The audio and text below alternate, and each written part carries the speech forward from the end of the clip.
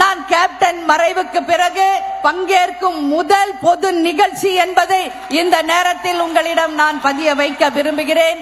இந்த எல்லா இடத்திலும் நான் கேப்டனுடனேயே பொதுக்கூட்டங்களிலே நான் வந்திருக்கிறேன். முதல் முறையாக இன்றைக்கு கேப்டன் இல்லாமல் ஒரு பொதுக்கூட்டத்திற்கு வந்தது உண்மையில் என்னால ஏற்றுக்கொள்ளவே முடியவில்லை.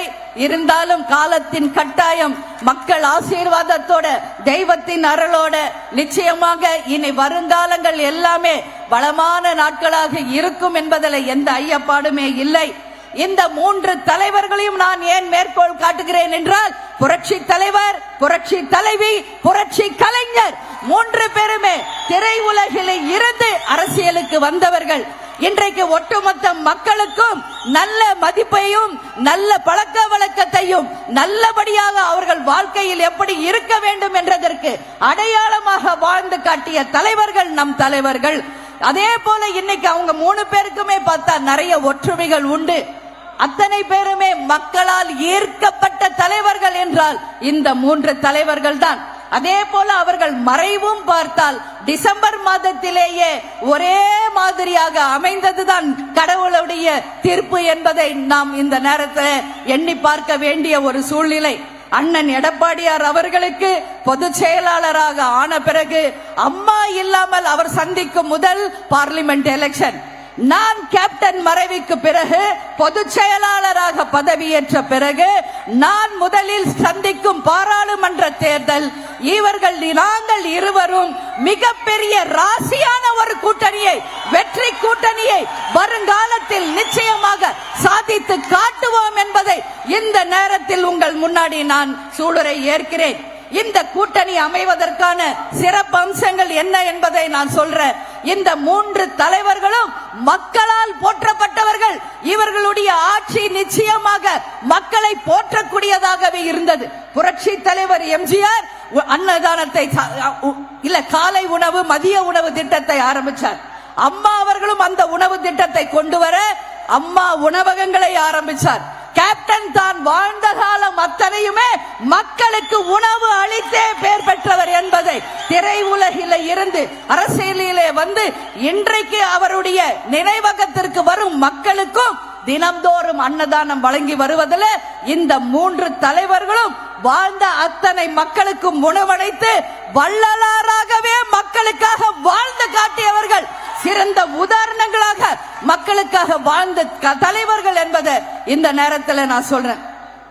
புரட்சி தலைவர், புரட்சி தலைவி, புரட்சி கலைஞர் மக்களுக்கு எந்த விதமான தீமையான செயல்களை சொல்லி தரல.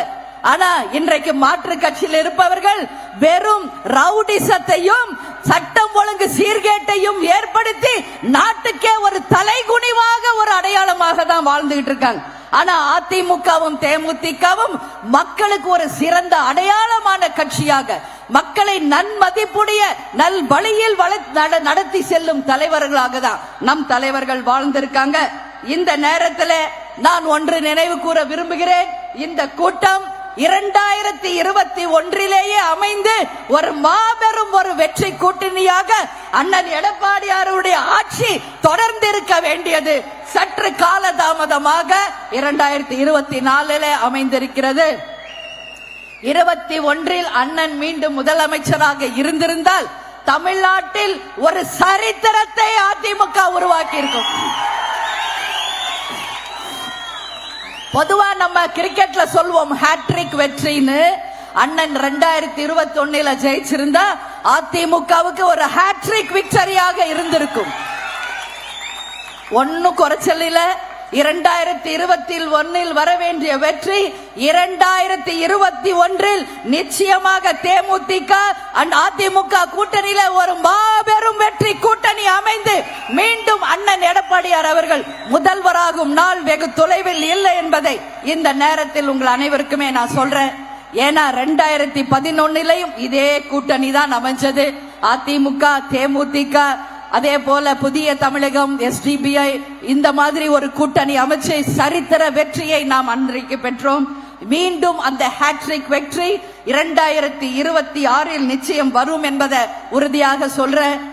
2 நாள் வரைக்கும் கூட்டணியிலே இருக்கின்றோம் இருக்கின்றோம் என்று நாடகம் நடத்தியவர்கள் எல்லாம் தங்களுக்கு வேண்டியது கிடைத்தவுடனே துண்ட காணோம் துணிய காணோம் என்று கூடாரத்தையே கிளப்பி வேறொரு இடத்துக்கு போயிட்டாங்க. ஆனால் தேமுதிக அப்படி கிடையாது. ஒரு வார்த்தை சொன்னால் அந்த வார்த்தையில் உறுதியாக இருப்போம், இறுதியாக இருப்போம், நம்பிக்கையாக இருப்போம் என்பதை இந்த நேரத்தில் நான் சொல்றேன். ஏன்னா இது அண்ணன் எந்த மண்டலத்தை சேர்ந்தவர்? கொங்கு மண்டலத்தை சேர்ந்தவர். அவருடைய அமைச்சர்களும் கொங்கு மண்டலத்தை சேர்ந்தவர்கள். கொங்கு மண்டலத்துக்காரர்கள் மரியாதை மிக்கவர்கள், அன்பானவர்கள், அதே போல நம்பிக்கைக்கு பாத்திரமானவர்கள் என்பதை ஒவ்வொரு முறையும் அண்ணன் நிரூபித்து காட்டிக்கிட்டு இருக்காரு. ஏன்னா எத்தனையோ முதலமைச்சரை நாங்கள் பார்த்திருக்கிறோம். உண்மையில் இதை நான் இந்த கூட்டத்தில் சொல்லும் அண்ணன் எடப்பாடியார் அவர்கள் அன்போடும் பண்போடும் மரியாதையோடும் மிக கண்ணியமாக இருக்கின்ற ஒரு சிறந்த உதாரணம் என்பதை இந்த கூட்டத்திலே நான் பெருமையோடு அவர் பத்தி நான் சொல்றேன். அவர் கூட இருக்கின்றார்களே அமைச்சர் பெருமக்கள் அத்தனை பேரும் இந்த நாட்டுக்கு சிறந்த உதாரணங்களாக தான் புரட்சி தலைவர் புரட்சி தலைவி அண்ணன் எடப்பாடியார் அவர்கள் வழி நடத்தி கொண்டு இருக்கிறார்கள். அதனாலதான் சொல்றேன், கேப்டன் வளர்த்த கட்சியும் நியாயத்திற்கும் தர்மத்துக்கும் தான் நாங்கள் துணை நிற்போமே ஒழிய ரவுடிசத்திற்கோ கொலை கொள்ளைக்கோ நாங்கள் நிச்சயம் துணை நிற்க மாட்டோம். ஒரு வார்த்தை சொன்னால் சொன்னதுதான். துளசி கூட வாசம் மாறும், தவசி வார்த்தை மாறியதாக வரலாறு கிடையாது. அதனால அண்ணன் கிட்ட நம்ம வீட்டுக்கு வரும்போது உறுதி அளித்தோம், என்ன நடந்தாலும் இந்த கூட்டணியோடு நாங்கள் உறுதியாக இருப்போம், இறுதி வரை இருப்போம் என்று அண்ணனுக்கு நான் வாக்குறுதி கொடுத்தேன். அதே போல உறுதியாகவும் இறுதியாகவும் என்றைக்கும் இந்த கூட்டணி தொடரும். அதிமுக அலுவலகத்தில் நடந்த போதே நான் சொன்னேன், 2024 வரப்போகின்ற டிசம்பர் மாதம் உள்ளாட்சி தேர்தலிலும் சரி, 2026 வரும் சட்டமன்ற தேர்தலிலும் சரி, இந்த கூட்டணி தொடர்ந்து வெற்றி கூட்டணியாக சரித்திரம் படைக்கக்கூடிய கூட்டணியாக நிச்சயமாக இருக்கும் என்பதை இந்த நேரத்தில் உங்கள் முன்னாடி நான் சொல்றேன். திமுக பாத்தீங்கன்னா தமிழகத்தின் உரிமைகளை நாங்கள் மீட்டெடுத்தோம் என்று சொல்கிறார்கள். என்ன உரிமைகளை அவர்கள் மீட்டெடுத்திருக்கிறார்கள் என்பதை மக்களாகிய உங்கள் முன்னாடி நான் ஒரு கேள்வி எழுப்புகிறேன். திமுக ஆட்சிக்கு வந்த பிறகு எங்கு பார்த்தாலும் மணல் கொள்ளை, எங்கு பார்த்தாலும் கஞ்சா விற்பனை, எங்கு பார்த்தாலும் டாஸ்மாக் கடைகள் தலை விரித்தாடி கொண்டிருக்கிறது.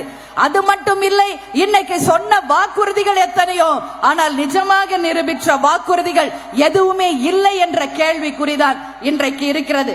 பெண்களுக்கு பாதுகாவலர்கள் என்று சொல்லும் திமுக தமிழகம் முழுவதும் இன்றைக்கு பாலியல் வன்கொடுமைகள் மிக அதிகமாக நடந்து கொண்டிருக்கிறது. சட்டம் ஒழுங்கு மிகப்பெரிய ஒரு தலைகுனிவை ஏற்படுத்தி கொண்டிருக்கிறது. இன்றைக்கு திமுகவை சேர்ந்த அத்தனை பேருமே கஞ்சா கடத்தும் ரவுடிகளாக தான் இருக்கிறார்களே ஒழிய அந்த கட்சி என்ன ஒரு நல்ல உதாரணத்தை மக்களுக்கு எடுத்து கூறி இருக்கிறது என்பதை மக்கள் முன்னாடி நான் கேள்வி கேட்கிறேன். எது கேட்டாலும் நாங்கள் நல்ல கட்சி, யோகியமான கட்சி என்று சொல்கிறாரே முதலமைச்சர் ஸ்டாலின் அவர்களே. நம்ம கிராம பக்கத்துல ஒரு பழமொழி உண்டு, யோகியன் வரான் சொம்பெடுத்து உள்ள வைங்கன்னு சொல்லுவார். அது மாதிரி தன்னை யோகியராக காட்டிக்கொள்ளும் முதலமைச்சர் ஸ்டாலின் அவர்கள் கஞ்சா கடத்தும் அத்தனை திமுக ரவுடிகளையும் இன்றைக்கு நீங்களே சட்டம் ஒழுங்கு சீர்கேட்டை செய்தவர்கள் என்று அவர்களை சிறையில் அடைக்க தயாரா என்ற கேள்வியை மக்கள் முன்னாடி தமிழக மக்களின் கேள்வியாக இந்த நேரத்திலே நான் கேட்ட கடமைப்பட்டிருக்கிறேன். அதே போல மழை வெள்ள பாதிப்பு வந்தது. சென்னை, அது மட்டும் திருவள்ளூர், தூத்துக்குடி, திருநெல்வேலி என்று அத்தனை இடங்களிலும் மழை வெள்ள பாதிப்பு. இதே அண்ணன் எடப்பாடியார் ஆட்சியில தான் கொரோனாவும் வந்தது, மழை வெள்ளமும் வந்தது. எவ்வளவு அழகாக அவர் முதல்வராக முதல் தடவை பதவி ஏற்றாலும் சிறப்பாக ஆட்சி செய்து அந்த சிறுவாக சீர்கேட்டை தூக்கி நிறுத்து அந்த இடைப்பட்ட காலத்தில் தன்னுடைய ஆட்சியை சிறப்பான ஆட்சியாக நிரூபித்து காட்டியவர் அண்ணன் எடப்பாடியார் அவர்கள். இதே வாய்ப்போய் சொல்லி வாழும் இந்த திமுக சென்னையில இருந்து பாருங்க, நாங்களே எல்லாம் பிளான் பண்ணிட்டு இருக்கோம், தயவு செஞ்சு சென்னையை விட்டுட்டு இந்த மாதிரி எங்கேயாவது கிராம பகுதிக்கு வந்துடலாமா அப்படின்னு நாங்களே சென்னையில இருக்கிறவங்க யோசிச்சுக்கிட்டு இருக்கோம்.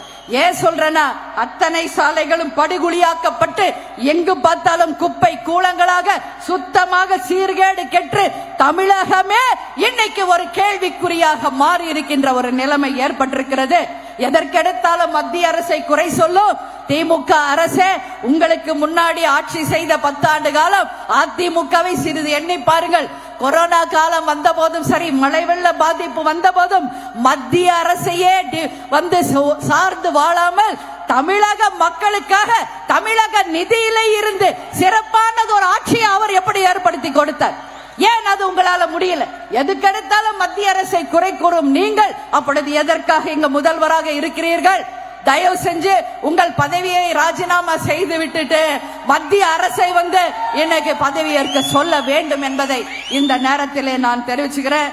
அதே மாதிரி இங்க பார்த்தோம்னா பலவேறு எல்லா பக்கமும் பாலியல் வன்கொடுமை நடந்துகிட்டு இருக்கு. மழை நீர் வடிகாலில் 90% சென்னையில் இருக்கின்ற சாலைகளை சீர்படுத்தி விட்டோம் என்று சொன்னாங்க. தயவு செஞ்சு சென்னைக்கு வந்து பாருங்க, இன்னும் 10% கூட ஒர்க் முடியல. இதுதான் உண்மை நிலைமை. இது போர் பொய் சொல்லியே வாழ்ந்தவர்கள் தான் திமுக என்பதற்கு ஒரு உதாரணம் தான் அது. இன்றைக்கு 1000 ரூபாய் பெண்களுக்கு தருகிறோம் என்று பொய் சொல்லி ஆட்சிக்கு வந்தவர் முதல்வர் அவர்கள். அப்ப எல்லா பெண்களுக்கும் சொன்னாரு, இப்ப என்ன சொல்றாரு? தகுதி வாய்ந்த பெண்களுக்கு மட்டும்னு சொல்றாரு. அப்ப பெண்கள் நிச்சயமாக நான் சொல்றேன், தகுதி வாய்ந்த பெண்கள் இல்லை நீ சொன்னா நீங்க தகுதி வாய்ந்த முதல்வர் இல்லை என்று பெண்கள் தீர்ப்பு அளிக்கின்ற நேரம் வெகு தொலைவில் இல்லை என்பதை இந்த நேரத்தில் நான் தெரிவித்துக் கொள்ள கடமைப்பட்டிருக்கேன். அதே போல இன்னைக்கு நாம பார்த்தோம்னா பெண்களுக்கு எதிர்க்கெடுத்தாலும் இன்னைக்கு பாருங்க, பார்லிமெண்ட் எலெக்ஷன் வருதுன்னே வாக்குறுதிகள், பெட்ரோல் டீசல் விலையை குறைப்போம், கேஸ் சிலிண்டர் விலையை குறைப்போம் என்று நிச்சயமாக செய்யவே முடியாத ஒரு வாக்குறுதியை முதல்வர் சொல்லிக்கிட்டு இருக்கார். முதல்வர் அவர்களே, இப்படிதான் பொய் சொல்லி ஆட்சிக்கு வந்தீங்க. வந்தவுடனே முதல் கையெழுத்து நீட்டை ஒழிப்பது என்று சொன்னீங்க. நீட் எக்ஸாம் தமிழ்நாட்டில இருந்து விலகிருச்சா? பெண்களுக்கு நகை கடன் தள்ளுபடி செய்வோம் என்றாரே, செய்தார்களா? அனைவருக்கும் வேலை வாய்ப்பை தருவோம் என்று சொன்னார்களே, செய்தார்களா? எல்லாருக்கும் சட்டம் ஒழுங்கு சீர் செய்வோம் என்று சொன்னாங்களே, செய்தார்களா? எந்ததையுமே செய்யாமல் பெண்களுக்கு 1000 கொடுப்பதிலும் ஊழல் செய்து இன்றைக்கு மக்களை ஏமாற்றுறாங்க. சரி, இதுக்கெல்லாம் வாக்குறுதி கொடுக்கிறீர்களே முதல்வர் அவர்களே, இன்னைக்கு பெண்களுக்கு நீங்க 1000 ரூபாய் கொடுத்தீங்கன்னா வருஷத்துக்கு 12,000 ரூபாய் தான் போகும். ஆனா 1 லட்சம் ரூபாய் நம்ம தாய்மார்களுக்கு போக வேண்டியதுல 88,000 உங்க கஜானாவுக்கு திருப்பிக்கிட்டு அதுல இருந்து 12,000 மக்களுக்கு கொடுப்பது போல நீலி கண்ணீர் வடிச்சு பெண்களை ஏமாற்றுகின்ற ஒரு அரசு இது என்பதை ஒரு பெண்ணாக நான் சொல்ல கடமைப்பட்டிருக்கிறேன். கேஸ் விலை, சிலிண்டர் விலை, பெட்ரோல் டீசல் குறைப்பேன்னு சொன்னீங்களே, இன்னைக்கு ஒரு பவுன் 60,000 ரூபாய் விற்கிறது. ஒட்டுமொத்த பெண்களினுடைய ஆசை ஒரு குறுகுமணி தாலியாவது தங்கத்துல போட்டுக்கணும்னு சொல்லிதான் அந்த தங்கத்தின் விலையை குறைப்பேன் என்ற வாக்குறுதியை ஒட்டுமொத்த பெண்களுக்கு நீங்கள் சொல்ல தயாரா? நிச்சயமா முடியாது. ஏன்னா இது central government scheme, petrol diesel gas gold எல்லாமே முடியவே முடியாது என்பதை பொய் சொல்லி வாக்குறுதியாய் உங்களுக்கு சொல்றாங்க. நீங்கள் அனைவரும் ஏமாந்தது போதும். இனியும் வருங்காலத்தில் நீங்கள் ஏமாறாமல் உங்கள் வாக்குகளை சரியான முறையிலே நீங்கள் பதிய வைக்க வேண்டும் என்பதை இந்த நேரத்திலே நான் சொல்றேன். மத்திய அரசு CAA என்கின்ற ஒரு திட்டத்தை அமல்படுத்த இன்னைக்கு பார்லிமெண்ட் பில் பாஸ் பண்ணியிருக்காங்க. இன்னைக்கு SDPI சகோதரர் இஸ்லாமியர்கள் இங்க இருக்கீங்க, உங்க அனைவருக்கும் நாங்கள் சொல்றோம், நிச்சயமாக இஸ்லாமியர்களுக்கு உற்ற பாதுகாவலர்களாக உற்ற தோழர்களாக இந்த கூட்டணி இருக்குமே ஒழிய எந்த காலத்திற்கும் CAA என்கின்ற ஒரு திட்டம் தமிழகத்திலே அமுல்படுத்த முடியாத அளவு நிச்சயமாக உங்களுக்கு பாதுகாப்பை அளித்து நிச்சயமாக உறுதியேற்போம். அவர்கள் எந்தெந்த வகையில் அந்த CAA திட்டத்தை கொண்டு வருகிறார்கள் என்பதை வெள்ளை அறிக்கையாக வெளிப்படையாக மக்களுக்கு தெரிவிக்க வேண்டும். அப்பொழுதுதான் அது ஏற்றுக்கொள்ள முடியுமா இல்லை முடியாதா என்பதை இந்த கூட்டணி தீர்மானிக்கும் என்பதை இந்த நேரத்தில் உங்களுக்கு நான் சொல்றேன். தங்களை யோக்கியர் என்று சொல்லிக் கொள்ளும் திமுக இன்னைக்கு அவங்க அப்பா காலத்தில் இருந்தே விஞ்ஞான ஊழல் செய்வதில் திமுக கலைஞரை போல ஒரு கில்லாடி தமிழ்நாட்டில் யாருமே பார்க்க முடியாது. கலைஞர் அவர்கள் முதல்வராக இருந்த பொழுது சர்க்கரை பேர ஊழல் நடந்தது. அப்போ அந்த பேர ஊழலிலே அவரை இன்வெஸ்டிகேட் பண்ண அதிகாரிகள் கேட்டபோது இங்கிருந்த சர்க்கரை மூட்டைகள் எல்லாம் எங்கே என்று சொல்லி கேட்கும் போது நைட்டோட நைட்டா அந்த சர்க்கரை மூட்டையெல்லாம் அழுத்திட்டு எல்லா சர்க்கரையும் எறும்பு தின்னுருச்சுன்னு சொன்னார். அப்ப இங்க இருக்கிற கோணி மூட்டையாவது இருக்குமே, அந்த கோணி மூட்டைல எங்க போச்சுன்னா அதெல்லாம் கரையா நரைச்சிருச்சுன்னு ஒரு விஞ்ஞான பொய்யை சொல்லி ஒரு விஞ்ஞான ஊழலை நடத்தியவர் உங்க அப்பா. அதே போலதான் இன்னைக்கு யோகியர் என்று சொல்லிக் கொள்ளும் திமுகவின் முதல்வர் அவர்களே இன்னைக்கு நன்கொடை மூலமாக 562 கோடி ரூபாய் தமிழகத்திலேயே அதிகமாக மறைமுகமாக ஊழல் பணத்தை நன்கொடை என்ற பெயரிலே விஞ்ஞான ஊழலை உங்க அப்பா உங்களுக்கு சொல்லிக் கொடுத்தது போல 562 கோடி ரூபாய் இலவசமாக நன்கொடை மூலம் பெற்ற திமுகவை தமிழக மக்கள் சார்பாக வன்மையாக இந்த கூட்டத்தின் வாயிலாக நாங்கள் கண்டிக்கிறோம் என்பதை இந்த நேரத்தில் நான் தெரிவித்துக் கொள்கிறேன். மார்ட்டின் அவர்கள் 562 கோடி ரூபாய் ஒரே கட்சிக்கு கொடுத்திருக்கார். கேட்டா நன்கொடைன்னு சொல்றாங்க. இது ஒரு மறைமுக ஊழல், இது ஒரு விஞ்ஞான ரீதியான ஊழல். நீதி அரசர்களுக்கு இந்த கூட்டத்தின் வாயிலாக நாம் அனைவரும் சேர்ந்து ஒரு ராயல் சல்யூட் அடிப்போம் என்பதை இந்த நேரத்தில் சொல்றேன். ஏன் இத சொல்றேன்னா, பேங்க் அதிகாரிகளுக்கு ஒரே நாள்ல தேர்தல் ஆணையத்திடம் அந்த மொத்தத்தையும் நீங்கள் சப்மிட் பண்ணணும்னு சொன்னாங்க. அதே போல இன்னைக்கு யாரெல்லாம் நன்கொடை கொடுத்தார்களோ அந்த பட்டியலை தேர்தல் ஆணையத்திடம் வழங்கிய போது மக்களுக்கு பேரதிர்ச்சி. இந்தியாவிலேயே அதிக நன்கொடை பெற்றது பிஜேபி, தமிழ்நாட்டிலேயே அதிக நன்கொடை பெற்றது திமுக என்பதை இந்த நேரத்தில் தலை குனிந்து வெட்கப்பட்டு இந்த பதிவை உங்க முன்னாடி நான் பதிய வைக்கிறேன். கேப்டன் அவர்கள் எப்பவுமே சொல்வாரு, இந்த காங்கிரசுக்கும் திமுகவுக்கும் மக்கள் பாடம் புகட்டியே ஆக வேண்டும் என்பதை கேப்டன் அவர்கள் எப்பொழுதுமே சொல்வார். ஏன்னா 10 வருஷம் காங்கிரஸ் ஆட்சியில் இருந்த பொழுது எத்தனையோ ஊழல், 2G ஸ்பெக்ட்ரம் ஊழல், காமன்வெல்த் ஊழல், பில்டிங் கட்டுறதுல ஊழல், எல்லாத்திலையும் ஊழல் செஞ்சதுனாலதான் இன்னைக்கு ஆட்சிக்கே வர முடியாம இருக்காங்க. அதே போலதான் இன்னைக்கு திமுக பல்வேறு வகையான ஊழல்களை சேர்ந்து 2026க்கு பிறகு திமுகவே தமிழ்நாட்டில் இல்லை என்ற ஒரு சரித்திரத்தை நாம் அனைவரும் சேர்ந்து நிச்சயமாக உருவாக்குவோம் என்பதை இந்த நேரத்தில் உங்களுக்கு நான் தெரிவித்துக் கொள்கிறேன். எனவே இந்த கூட்டணி வெற்றி கூட்டணி, நேச்சுரல் அலையன்ஸ் மிகப்பெரிய வெற்றியை அமைக்க போகும் கூட்டணி என்பதை இந்த நேரத்தில் உங்களுக்கு தெரிவித்துக் கொண்டு நிச்சயமாக, ஏன்னா இன்னைக்கு அவங்க எல்லாம் சொல்றாங்க ஏகப்பட்ட பேர் ஒரு கூட்டணியில இருக்காங்களே அவங்க தான் பலம் வாய்ந்தவர். கிடையவே கிடையாது. இங்க இருக்காங்க பாருங்க 4 பேரு, 4ம் நமதே, 40ம் நமதே, நாளையும் நமதே என்பதை இந்த 4 கூட்டணியை சேர்ந்தவர்கள் நிரூபிப்போம் என்பதை இந்த நேரத்திலே கூறிக்கொண்டு, தலைவர் கேப்டன் அவர்கள் எப்பொழுதும் சொல்வது போல, தமிழன் என்று சொல்லடா, தலை நிமிர்ந்து நில்லடா, இயன்றதை செய்வோம், இல்லாதவர்க்கே 8 திக்கும் அதிமுகவும் கொட்டு முரசும் 8 திக்கும் வெற்றி கொட்டு முரசாக கொட்டி நாளைய எதிர்காலத்தை உருவாக்குவோம் என்று கூறி உங்களிடமிருந்து விடைபெறுகிறேன். நன்றி, வணக்கம்.